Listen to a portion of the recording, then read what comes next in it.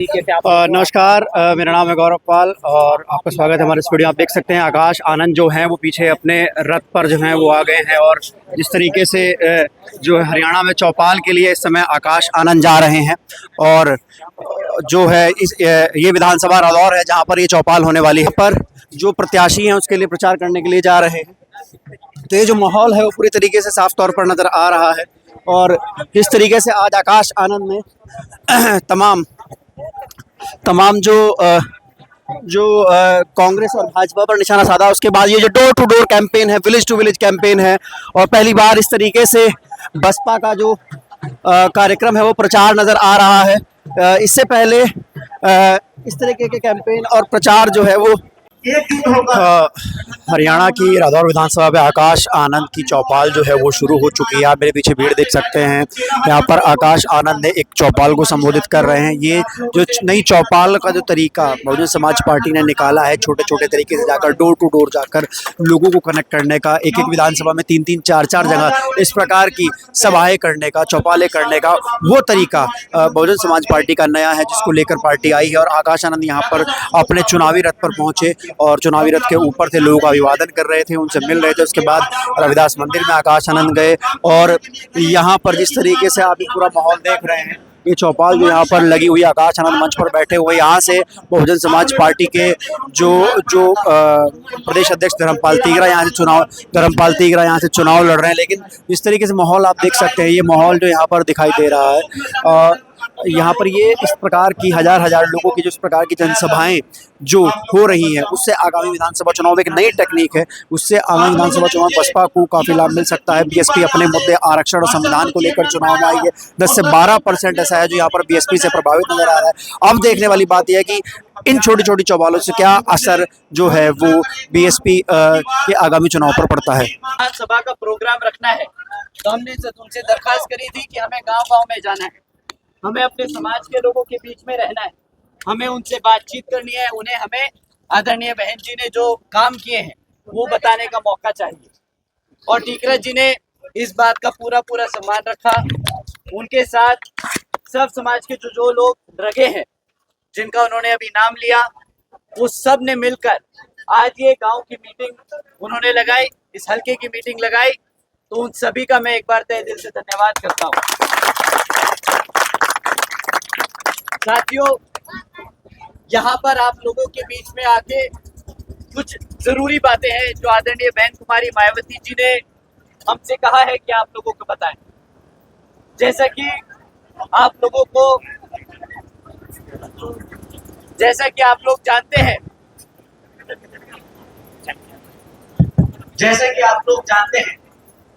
कि यहाँ पर गांव में दूर दूर तक पिछले 10 सालों में भाजपा की सरकार ने स्कूल बंद करने के काम किए। हमारी जितनी भी माताएं बहनें हैं, आप सब जानते हैं कि आपके छोटे छोटे जो बच्चे हैं, भाई हैं, उनको जो स्कूल जाना है, बहनें हैं, स्कूल जाने के लिए स्कूल यहाँ पे बंद कर दिए गए। पूरे हरियाणा में 5000 से ज्यादा प्राइमरी स्कूल बंद करे गए। इसी क्रम में यहाँ पर भाजपा की सरकार ने जो हमारे कॉलेजेस में बच्चे पढ़ रहे हैं, जो SC ST OBC पिछड़े समाज से आते हैं, उनके जो स्कॉलरशिप का पैसा है वो भी पिछले 2017 से पैसा रोक रखा है। जब आप इनसे सवाल करते हैं कि भाई हमारे बच्चों की पढ़ाई लिखाई को तुमने रोकने का काम किया, स्कूल बंद करने का काम किया, तो ये बोलते हैं कि जी हमने तो यहाँ पर अनाज देने का काम किया, पढ़ाई लिखाई में क्या रखा है, हम तो गांव जाके लोगों को अनाज देने का काम कर रहे हैं।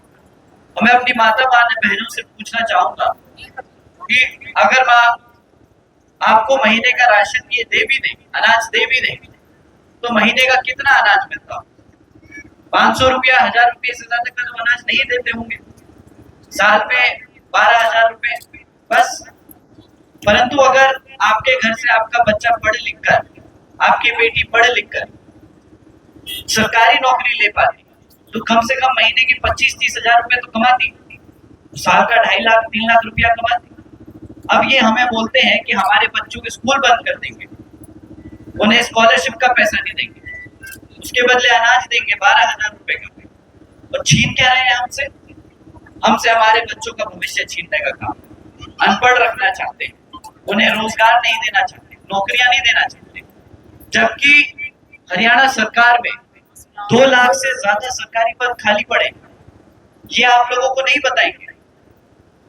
2 लाख से ज्यादा सरकारी पद खाली पड़े, चाहे तो ये कल हमारे समाज के बच्चों को, हमारे युवाओं को 2 लाख सरकार नौकरियां दे सकते हैं, परंतु वो नहीं देंगे। इनकी मानसिकता पता है क्या है? अगर उन्होंने सरकारी नौकरियां दे दी तो उसमें आरक्षण भी देना पड़ेगा, उसमें सब समाज के लोगों को उसी हिसाब से नौकरियां चिन्हित करनी पड़ेगी। तो हमारे मुसलमान समाज से बच्चों को रोजगार मिले, जाट समाज से मिले, गुजर समाज से मिले, राजपूत समाज से मिले, एससी समाज से मिले, परंतु आरक्षण की जो व्यवस्था है इन्होंने इस तरीके से तोड़ने की कोशिश करी है कि ताकि हम लोगों को एहसास ही ना हो। अब हमें समाज, हमारे ऊपर समझने की बात है कि हम जिस प्रत्याशी को चुन के भेज रहे हैं, जिस सरकार को सत्ता में लाने की कोशिश कर रहे हैं, क्या वो इस तरीके से चलेगी या फिर वो आपके हितों के लिए काम करेगी?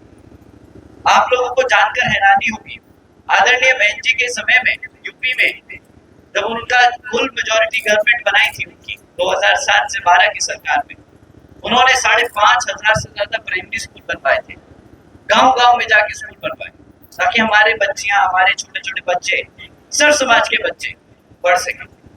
और ये सरकार भाजपा की वही स्कूल बंद कर दी। उन्होंने 6 से ज्यादा इंटरनेशनल लेवल की यूनिवर्सिटी बनाई अपने प्रदेश में। यूनिवर्सिटीज की क्या जरूरत है भाई? 10वीं 12वीं तक तो बच्चा पढ़ लेता है, उसके बाद अगर प्राइवेट में भी रोजगार ढूंढे तो एक गार्ड की नौकरी मिलेगी या कोई साफ सफाई कर्मचारी की नौकरी मिलेगी। उसमें क्या कमाता है बच्चा? 10,000 12,000। और पढ़ाई लिखाई पे कॉलेजेस में कितना पैसा खर्चते हैं। आज अगर कोई कॉलेज की डिग्री लेने जाए बच्चा तो हमें तो उसको जेब से लोन देना पड़ता है।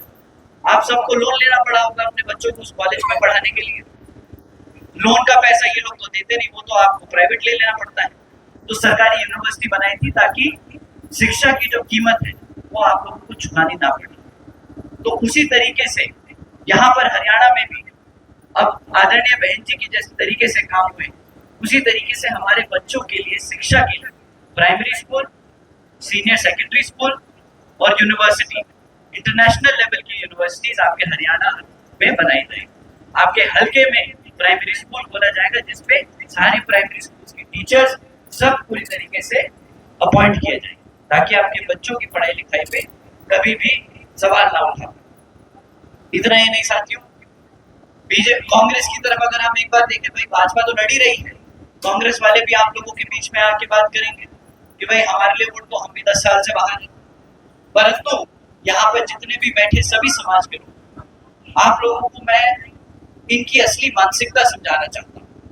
भाई कांग्रेस में हमारी शैलजा जी भी हैं, आप सब जानते हैं, हमारे हरियाणा प्रदेश की है और एससी समाज से आती है और कांग्रेस की कितनी बड़ी नेता है, सब जानते हैं उन्हें, सब उनसे परिचित हैं।